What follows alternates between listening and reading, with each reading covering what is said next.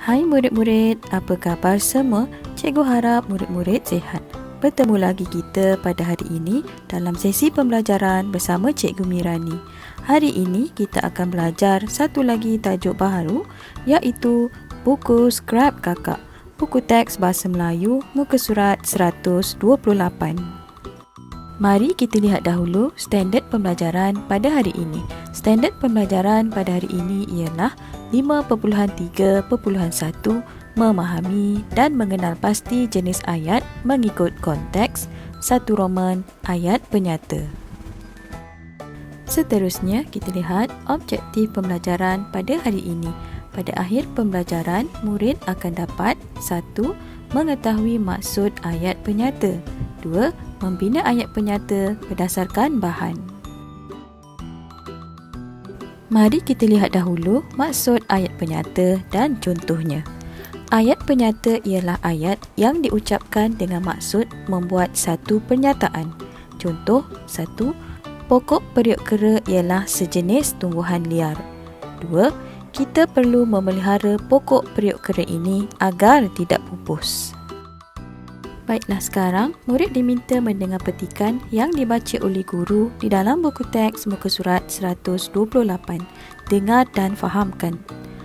Buku Scrap Kakak. Pokok periuk kera. Pokok periuk kera ialah sejenis tumbuhan liar. Pokok ini tumbuh di dalam hutan di Malaysia. Pokok ini unik dan cantik. Kita perlu memelihara pokok ini agar tidak pupus. Pokok periuk kera pokok herba.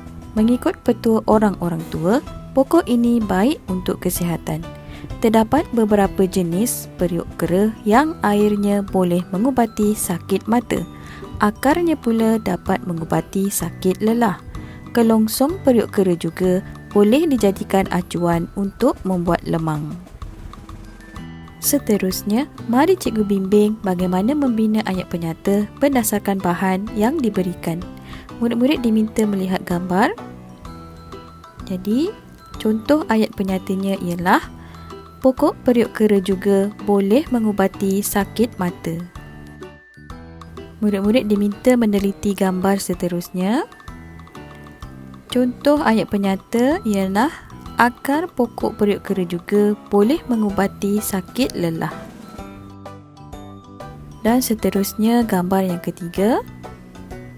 Contoh ayat penyatanya ialah kelongsong pokok periuk kera boleh dijadikan acuan lemang. Baiklah, sekarang murid diminta membuat latihan pengayaan di dalam buku aktiviti jilid 2 muka surat 53. Murid-murid diminta menulis ayat penyata berdasarkan bahan.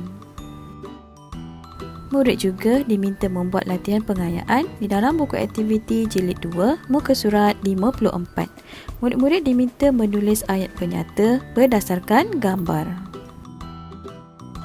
Baiklah murid-murid, sampai di sini dahulu pembelajaran kita pada hari ini. Cikgu harap murid-murid faham dengan apa yang cikgu sampaikan. Jangan lupa siapkan tugasan yang cikgu berikan. Terima kasih. Jumpa lagi murid-murid. Bye.